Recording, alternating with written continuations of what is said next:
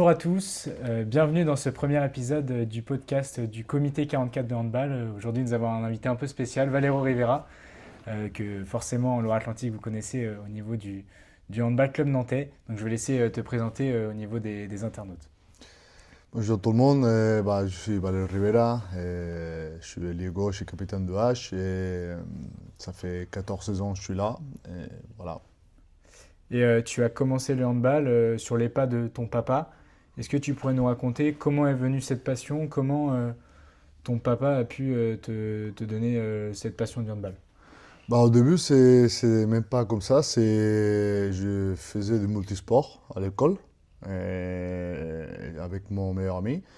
Et un jour, il n'était pas là. Et j'étais voir le responsable pour pour lui demander où il était. Et il m'avait dit qu'il s'avait inscrit au handball. Et j'ai dit, je vais faire la même chose que lui. Même si aussi, dans ma maison, avec mon père, qui déjà il était entraîneur, je voyais beaucoup de hand. Mais c'était grâce un peu à lui que j'ai commencé le hand. Et voilà, le lendemain, j'ai commencé le hand jusqu'à maintenant. Est-ce que tu considères que c'était plutôt une chance d'avoir un père aussi doué, que ce soit en coaching ou dans une carrière handballistique, Oui, ou c'était plutôt forme de pression chez toi? c'est un peu les deux.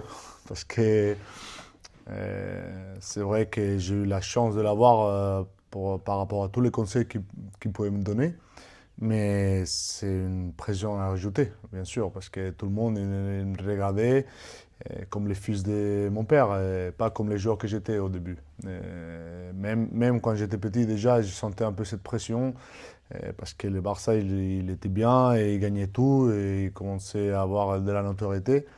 Et c'est vrai que c'était un peu difficile, surtout quand tu es petit, parce que tu comprends pas, tu veux que je joue en et tu comprends pas que les gens ils t'insultent déjà quand j'étais petit, parce qu'à 14 ans, 15 ans, je me faisais insulter. Ça a été une période difficile, mais bon, après, comme j'aimais ce que je faisais, mais, après c'est passé.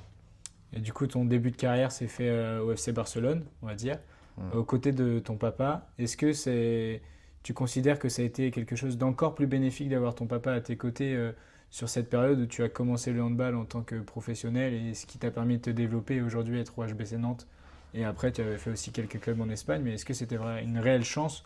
Est-ce que tu te considères chanceux de Oui, cette chance? bien sûr, j'ai eu la chance et je devais démontrer plus que les autres, ça c'est sûr. Mais j'ai eu la chance de l'avoir, comme je t'ai dit avant, des conseils qu'il m'a pu donner, et il m'a donné ma chance aussi. Même s'il y avait eu du bruit à côté, même aujourd'hui, je parle tous les jours avec lui, après chaque match, on débriefe un peu le match, il me dit ce que je dois améliorer, comment je dois me comporter. Et même aujourd'hui, ça c'est une vraie chance. Est-ce qu'il y a un moment où tu as eu un déclic et que tu t'es dit dans ta tête, bah, aujourd'hui, à partir d'aujourd'hui, je peux devenir pro, j'ai fait des efforts qui m'ont mené à là où je suis actuellement, mais je sens que je peux devenir professionnel et être un grand joueur de handball comme vous l'êtes actuellement. Il n'y a pas eu un déclic en fait. Moi, je m'entraînais pour être meilleur chaque jour et je savais que je voulais faire ça depuis tout petit. Vraiment, je voulais vivre de hand et je voulais être pro. Mais il n'y a pas eu un déclic. C'est vraiment. La carrière s'est fait toute seule pour moi. Pas toute seule parce que j'ai beaucoup travaillé, mais je veux dire, j'ai continué à travailler sans penser au plus tard. Sinon, au jour présent. Et du coup, quel a été ton ressenti le jour où tu as vu que tu allais partir du FC Barcelone? Tu as enchaîné, il me semble, trois quatre clubs en Mhm. Espagne avant d'arriver à Nantes. Comment tu t'es senti de d'abord quitter ta famille, quitter ton papa qui te coachait depuis, on va dire, tout petit? Comment t'as ressenti cette première expérience en dehors de ton cocon, entre guillemets, de Barcelone? C'était une belle aventure, vraiment, parce que j'avais besoin aussi de partir, j'avais besoin de voir d'autres choses. Et mon père, il était plus entraîneur au Barça aussi. Et j'ai fait mon chemin un peu. C'était un peu difficile, mais c'est comme tout, c'est des épreuves et c'est là où tu apprends aussi. Et vraiment, ça m'a beaucoup servi pour l'après, parce que j'ai vécu des choses. J'ai joué en Saragosse, une équipe qui venait de monter. 2 ans. Après, ils m'ont pas renouvelé le contrat. J'étais au sud d'Espagne. Là-bas, il n'y avait pas d'argent, ils ne nous payaient pas. Ça, c'est pas commun. Et les clubs ont disparu. Après, j'ai dû aller en deuxième division parce qu'il n'y avait pas de club. J'avais pas de club, même si j'ai fini sixième meilleur buteur de la Liga Sobal. Mais j'avais pas de club. Et j'étais en deuxième division 1 an. Et après, je suis parti dans un club à Vigo. Euh, et c'était très dur parce que je jouais pas. Et c'était vraiment, vraiment difficile cette année. Et après, je suis arrivé ici. Et vraiment, toutes ces périodes-là, ça m'a servi pour après. Et justement, tu dis que tu es arrivé au HBC Nantes. Tu es arrivé, il me semble, il y a 16 ans à Nantes. Comment tu voyais ce club qui était pas encore, qui avait pas encore le palmarès qu'il a eu aujourd'hui? Et comment tu t'es dit, bah, ce club, c'est un bon club pour moi et il va me permettre bah, tu le savais pas, je pense à ce moment-là, mais de faire toute ma carrière et de devenir une légende de ce club et du handball nantais. En fait, je ne connaissais pas le club.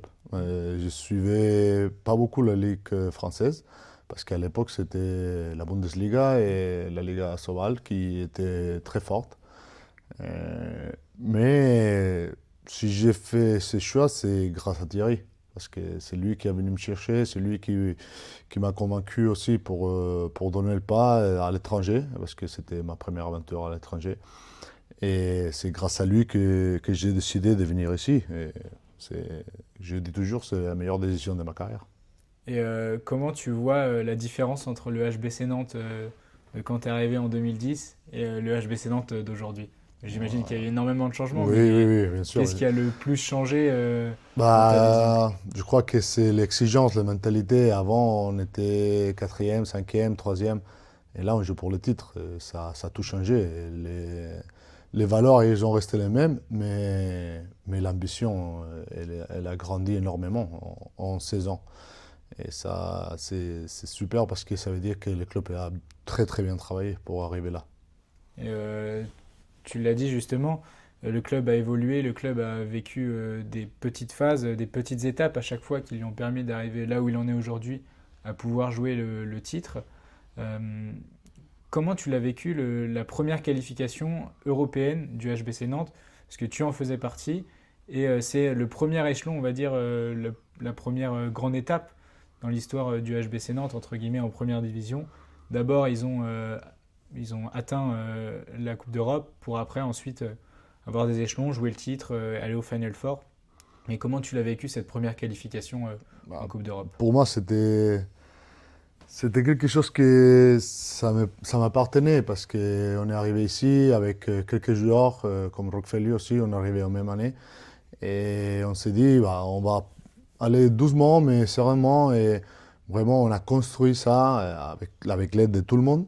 Mais c'est vrai que je ne pouvais pas imaginer d'arriver là aujourd'hui. Parce que quand on est arrivé, oui, on voulait bien faire, mais est-ce qu'on aurait les moyens plus tard? Ça, on ne savait pas. Et on les a eus, on a eu les moyens et on a mis tout ce qu'il fallait dedans. Et pour moi, comme, je sais pas comment dire, mais c'est une fierté d'avoir contribué à ça. Et un an après, du coup, après votre qualification, tu termines meilleur joueur du championnat pour la première fois. Est-ce que tu te sentais prêt? Est-ce que tu t'attendais à ce que ça arrive aussitôt en première division française après le parcours que tu avais justement eu, qui était compliqué dans des clubs de deuxième division? Est-ce que tu t'y attendais et est-ce que, j'imagine que tu es fier de toi, mais est-ce que ça a été quelque chose qui t'a permis d'encore plus évoluer par la Sans suite? doute, sans doute, c'était un déclic pour moi à ma carrière aussi. Parce que bah, j'étais pas habitué aux compliments non plus. En Espagne, c'était que des mauvais côtés. Et quand j'arrive ici, personne ne me juge pour mon prénom, pour mon nom. Sinon, c'est ce que je fais sur le terrain. Et ça a tout changé dans ma mentalité, dans ma tête. Et ça m'a beaucoup aidé aussi. Parce que c'est agréable d'avoir des Mm. compliments. Et quand j'ai eu bah, le titre de meilleur ailier et MVP, bah, pour moi, ça fait un déclic j'ai plus rien à prouver. Et ça m'a libéré aussi. Et du coup, tu as eu un premier épisode à Nantes avant d'aller à Barcelone. Et sur la fin de cet épisode à Nantes, tu as gagné un trophée, le premier trophée du club. Quelle était la fierté que tu as eue après, du coup, ces 6 premières années que tu passes au club. Non, c'est en 2015. Donc les 5 premières années Ouais. que tu passes au club, tu te dis, bah, j'ai apporté, enfin, l'équipe a apporté le premier trophée. Qu'est-ce que ça t'a apporté personnellement? Et j'imagine dans l'équipe, est-ce que ça a apporté quelque chose de supplémentaire? C'était une fierté déjà d'avoir ce premier titre, mais surtout on avait une équipe très soudée. Et on était des amis qui travaillaient tous dans le même sens et qu'on se voyait après en dehors. Je crois que c'est un groupe très spécial pour moi aussi parce que pendant les 6 premières années, après aussi, mais pendant les 6 premières années à Nantes, on avait quelque chose de spécial, cette équipe, qui nous a permis d'avoir le premier titre. Et pour les H, pour nous, c'était une joie immense. Et toutes tes performances du coup que tu as amenées sur toutes ces années t'ont permis d'être international espagnol. Comment tu l'as vécu ta première sélection avec cette équipe d'Espagne qui à ce moment-là était surdominante en Europe et qui gagnait énormément de titres? Ah, c'était une surprise déjà, parce que je ne m'attendais pas. Il y avait mon père, et ça a fait beaucoup d'écho, encore une fois, en Espagne. Mais moi, j'avais la sérénité de rien approuver parce que j'avais fait mes preuves ici en France. Et je méritais, je crois. Et voilà, après, ma première compétition, c'est 2013, Mhm. championnat du monde. Ouais. On le gagne. Je joue bien. Et voilà, depuis ce moment-là, tout est fini. Et moi, ça m'a permis aussi de me libérer encore plus dans mon pays.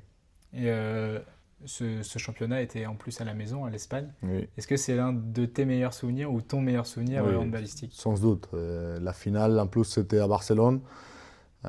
Mon père, c'était le coach. On a survolté la finale. On a gagné, je me rappelle, 35-19, si je me souviens bien, contre le Danemark qui dominait ces championnats. Et c'est les meilleurs moments de ma carrière aussi parce que je vois pas une autre chose qui Mm. peut égaler ça.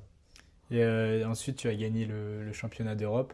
Est-ce que pour toi, c'est une saveur différente, mais presque avec autant de valeur de gagner un championnat d'Europe avec des équipes qui sont autant, voire beaucoup plus dures à jouer? Il y a beaucoup moins le droit à l'erreur dans un championnat d'Europe.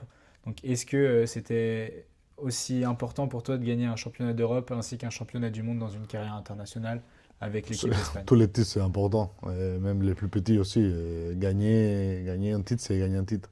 Mais j'ai mis en avant plus le championnat du monde que les championnats d'Europe. Je l'ai vécu différemment. Vraiment, je suis très content de l'avoir gagné, bien sûr, et très fier. Mais les championnats du monde, c'était quelque chose de très spécial. Est-ce qu'il y a un match parmi tous les matchs que tu as joué dans cette carrière internationale, j'imagine peut-être la finale, qui est le souvenir emblématique, le match sur lequel tu te rappelleras à la limite de l'action de la première minute à la dernière minute? Finale des championnats du Finale, monde. ouais. Oui, oui. Je me rappelle de tout le tir que j'ai fait, de ce que j'ai raté, ce que j'ai mis, comment j'ai vécu. Non, ça peut pas se borrer ça peut pas effacer de ma tête. Et ensuite, tu as eu malheureusement la fin de carrière internationale en 2021. Comment tu t'es senti? Comment tu l'as vécu, ta première non-sélection avec cette équipe d'Espagne? Bah, c'était dur parce que je croyais que je pouvais encore apporter. Mais après, c'est des choix de l'entraîneur et il faut respecter. Et voilà. Au début, c'est dur à accepter. Après, tu acceptes, tu passes à une autre chose, et tu te consacres au club. Voilà. Et du coup, après le fait que tu es parti à Barcelone, tu es revenu à Nantes.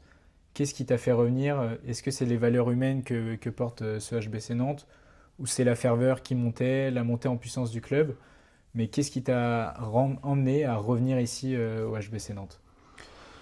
C'est surtout euh, l'envie de jouer chaque match comme si c'était le dernier. C'est vrai que ça m'a manqué ça à Barcelone parce que les championnats, on les gagnait facile et vraiment j'avais besoin de ça. J'avais besoin d'être concentré tous les jours, de faire grandir encore le club. J'ai eu la chance aussi parce que c'est un moment où l'hiver, le poste de l'aile gauche, Et Gaël, il m'a fait confiance une autre fois et pour moi, c'était la deuxième meilleure décision de ma carrière. Mais, mais vraiment, j'ai eu un peu de la chance. Mais surtout, je voulais revenir pour faire grandir le club et je voulais finir ici. Parce qu'avant de partir à Barcelone, je m'avais dit moi-même, si un jour je pars, c'est pour aller au Barça. Parce que c'était mon club formateur, c'est ma maison et tout. Mais je me sentais mieux comme joueur ici qu'au Barça et c'est pour ça que je suis revenu. Et du coup, en 14 saisons, tu as vu le nombre de supporters augmenter, parce qu'avant c'était le Palais des Sports de Beaulieu ici. Enfin, qu'est-ce qui a réellement changé et comment tu expliques que cet engouement, la ferveur, elle est montée d'un coup, enfin, ou sur plusieurs années au niveau du HBC Nantes, mais maintenant c'est guichet fermé, tout le temps une ambiance de feu. Quand on va au Néo-Diffix XL, c'est plus de 10 000 personnes par match. Comment tu pourrais expliquer cet engouement qui monte chaque année? Euh, je crois qu'il y a un travail très grand fait derrière euh, entre le président, les gens qui travaillent au club, et les supporters qui ont adhéré à ces valeurs. Ils ont adhéré à comment nous on combat aussi sur le terrain. Je crois que ça fait un tout qui, bien sûr, les résultats. Parce que si on ne gagne pas, je crois que les gens ne vont pas venir. Mais c'est de monter en puissance du club tout entier, de tous les gens qui travaillent dans le club, euh, les joueurs, tout le monde a fait qu'aujourd'hui on est là. Et c'est une grande famille. Si on dit l'âge famille, c'est pas pour rien, c'est par rapport à ça, parce que on est une grande famille on va tous dans la même direction. Et je crois que ça, c'est le secret de la ferveur et de qu'aujourd'hui on est là. Tu as parlé de supporters. Est-ce que tu auras un mot à leur dire et comment tu les considères, toi, de ta vision, de ton œil? Pour toi, c'est quoi les supporters du HBC Nantes qui se développent de jour en jour? Moi, je suis. Pour moi, c'est quelque chose de spécial. Ils m'ont accompagné depuis le début, ils m'ont toujours soutenu, j'étais bien avec eux et franchement, j'essayais de donner tout pour eux parce qu'il y a un ferveur à côté de l'équipe, mais avec moi aussi depuis longtemps. Je crois que, ouais, je crois non, je suis joueur avec plus de saisons et de matchs joués ici et je crois qu'ils sont reconnaissants de ça et ils savent que moi j'essaie de tout donner tout le temps et voilà, ils me rendent ça et pour moi c'est le meilleur public du monde, sans doute. Et qu'est-ce que ça fait d'avoir une chanson à son nom à la Charena? C'est super, c'est super, ça fait un moment qu'ils chantent ça quand je marque et pour moi c'est une fierté aussi, c'est vraiment quelque chose de spécial. Et tu l'as dit, du coup, tu es le joueur avec le plus de saisons ici au HBC Nantes. Est-ce qu'il y a quelque chose qui a changé dans ton hygiène de vie, dans tout ce que tu fais au niveau du handball? Est-ce qu'il y a quelque chose qui a changé entre quand tu es arrivé et plus tu évolues au niveau des années? Oui, c'est sûr que quand tu vieillis, tu dois faire beaucoup plus attention à la récupération, à ce que tu manges, ce que tu bois. Et là, je crois que je suis au top.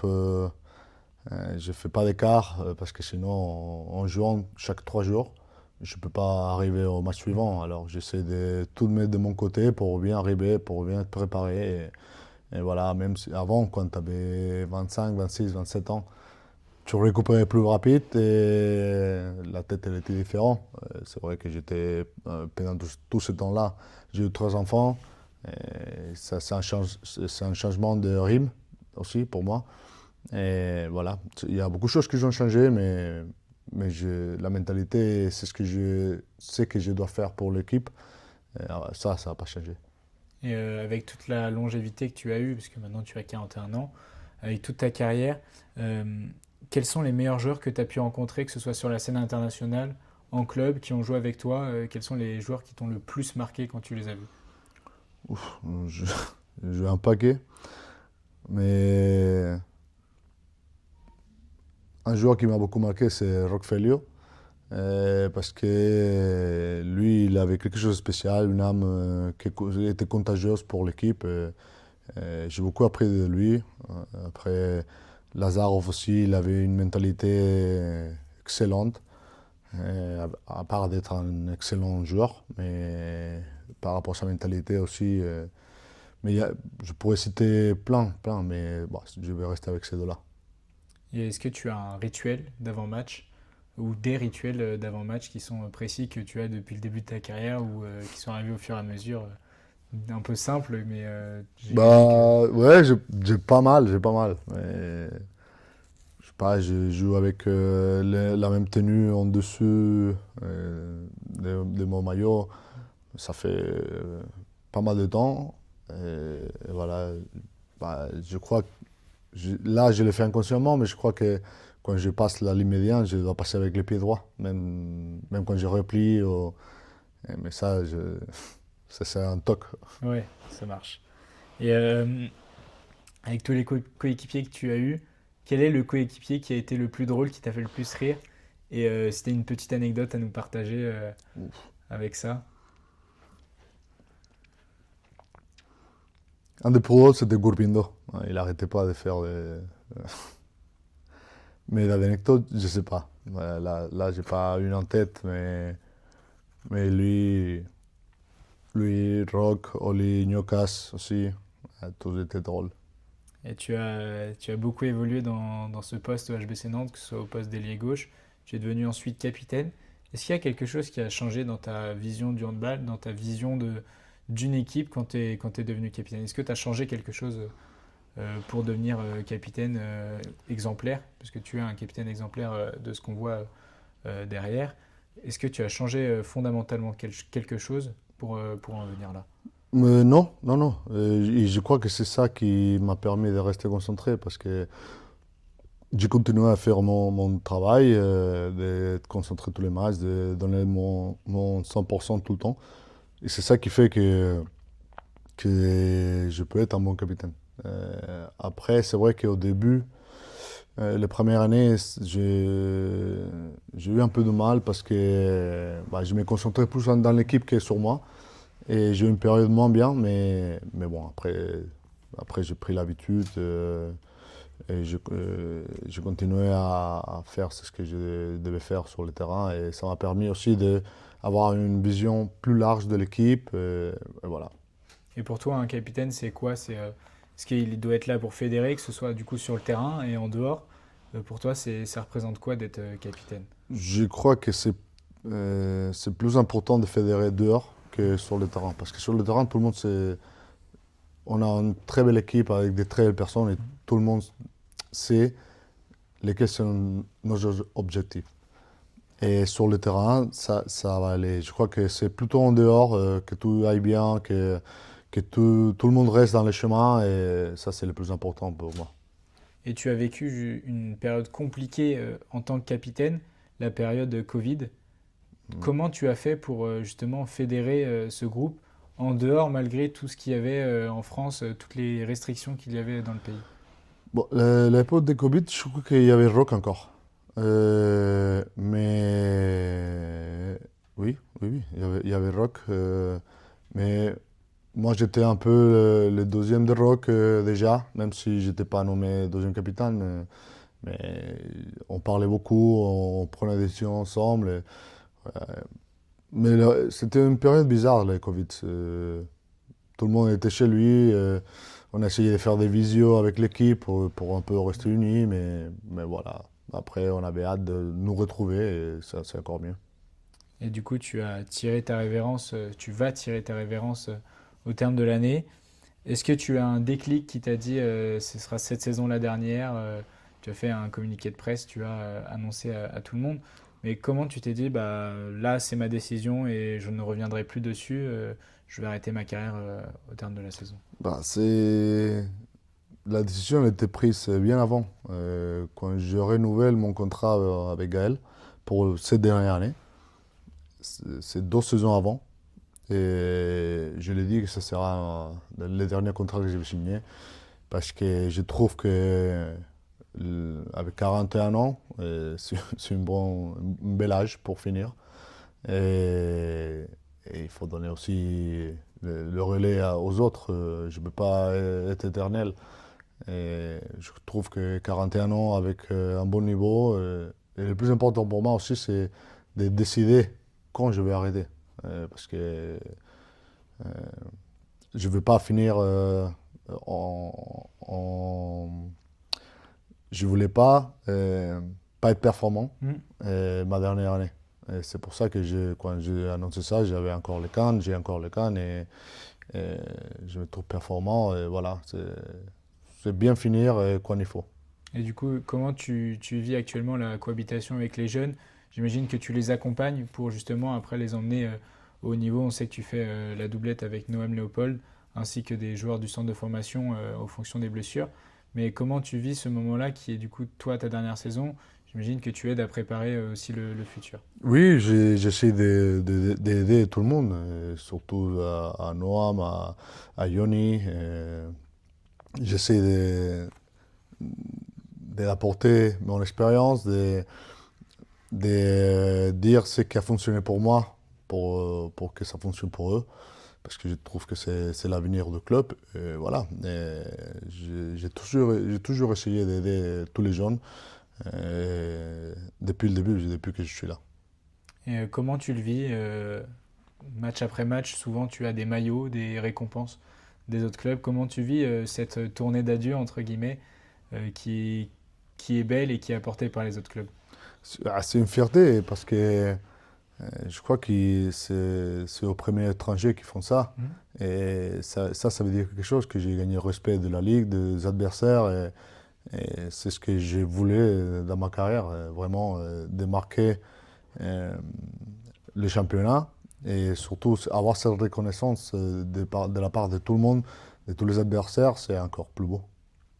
Et est-ce que dans toutes les salles que tu as rencontrées en France, tu te dis, cette fois-ci, ce sera la dernière que je vais jouer ici. C'était un beau public, c'était une belle salle, une belle ambiance, des beaux bénévoles, des belles personnes qui nous accompagnaient malgré que ce soit à l'extérieur. Est-ce que tu as de Bah, l'émotion, on va dire, à revoir pour la dernière fois certaines salles? non, peut-être 2 jours après, mais pendant que je suis là-bas, comme je suis focus sur les matchs, sur gagner, bah, je pense pas trop à ça. Mais vraiment, après, je me suis dit, ah bah, c'était la dernière. Mais pas dans le moment. Mais j'ai remercié tout le monde. Tout le monde a été bienveillant pendant toute ma carrière, dans toutes les salles de France. Et ça, c'est génial. Et ton dernier match sera ici, euh, à la H-Arena contre Limoges. Est-ce que tu y penses déjà? Est-ce que tu te vois déjà sur cette dernière journée, potentiellement pour le titre, on ne sait jamais, mais est-ce que tu y penses déjà? Ouais, j'ai pensé 2, 3 fois et ça va être un match très difficile à jouer, je crois. Ça va être un match difficile pour moi. Et il y aura toute ma famille ici. Et la dernière fois ici à la Arena, bah, ça va être compliqué, je crois, émotionnellement. Pas, je crois que pendant le match, je vais être concentré, mais une fois c'est fini, ça va être compliqué.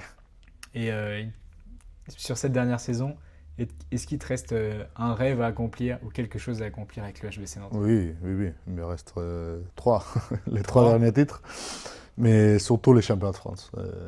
Je, j'aimerais bien finir ma carrière avec cette broche d'or pour moi, mais surtout pour le club. Parce que je crois qu'il mérite depuis des années. Et voilà, j'espère de finir comme ça. Du coup, c'est ton objectif ultime, c'est ton Oui, oui, dernier. oui, oui, oui, bien sûr, bien sûr. Si c'est possible de gagner les trois, j'imagine. Les Oui, trois. oui, bien sûr, bien sûr. Mais les championnats pour moi restent numéro un. Et du coup, au comité de l'Or-Atlantique, il y a énormément de clubs amateurs. Est-ce que tu t'intéresses, tu vas régulièrement, de temps en temps, dans certains clubs? Est-ce que tu t'intéresses à tout ce qui se propage autour de ce HBC Nantes qui, justement, propage une très belle énergie, une très belle synergie aussi au niveau des clubs autour? Donc, est-ce que tu remarques que les clubs évoluent aussi aux alentours? Oui, oui, oui. Moi, j'habite à Vertou et ils ont un- une belle club là-bas. Et je suis aussi, mon fils il joue au handball. Il est à moins 14 et je vais le voir. Et j'étais là au championnat des intercomités il n'y a pas longtemps, de temps. Et, si, bien sûr, je m'intéresse. J'adore la formation, j'adore les gamins. Et je vois qu'il y a beaucoup, beaucoup de gens qui jouent en. Et ça, c'est super. Je crois que aussi, avoir les HBC Nantes, ça crée beaucoup plus de popularité aux alentours, parce que tout le monde rêve de venir jouer ici. Et ça, c'est une chance aussi d'avoir ce club-là parmi tous les autres. Et en parlant de formation, est-ce que tu voudrais suivre les traces de ton papa et devenir coach après la fin de ta carrière? Non, je crois pas. Je crois pas. J'aimerais bien peut-être accompagner les petits, mais pas les grands. Et si tu pourrais garder un seul souvenir dans ta magnifique carrière, que ce soit au HBC Nantes, en carrière internationale, ou FC Barcelone, ou dans les autres clubs sur lesquels tu as pu grandir, ce serait lequel? Un souvenir mémorable sur lequel tu sais très bien que tu n'oublieras jamais coûte que coûte. Bah, j'en ai deux. Une, c'est la finale de championnat du monde. Et l'autre, c'est tous les matchs passés ici à la Arena. C'est exceptionnel de venir jouer ici.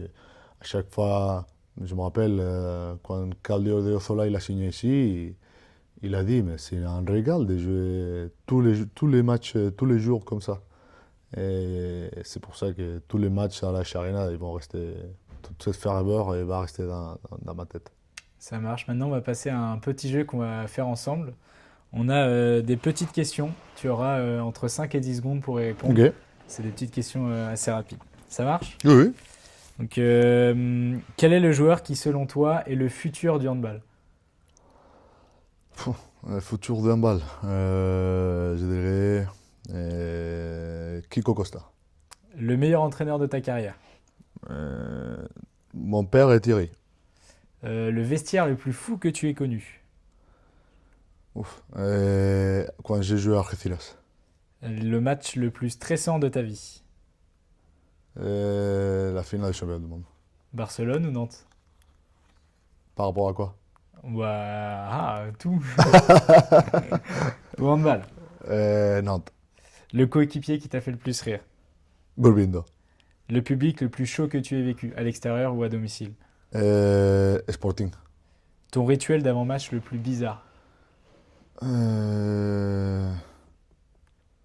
Mettre un strap ici, dans la Mostère. La première chose que tu feras le jour de ta retraite sportive? Fêter. Ton mot pour décrire Nantes? Pluvieux. Ton mot pour décrire ta carrière? Pff, exceptionnel. Ça marche. Et ben on clôture ce podcast sur ce mot exceptionnel comme il l'a dit. Donc merci beaucoup d'avoir pris du temps pour nous parler de ta carrière, tout ce que tu as vécu et on va dire Leyenda comme le surnomme le HBC Nantes. Donc merci Valero et Merci à bon vous. courage pour cette fin de saison et on espère que le titre reviendra à ce HBC Nantes qui fait partie du comité de Loire-Atlantique. Merci beaucoup. Merci.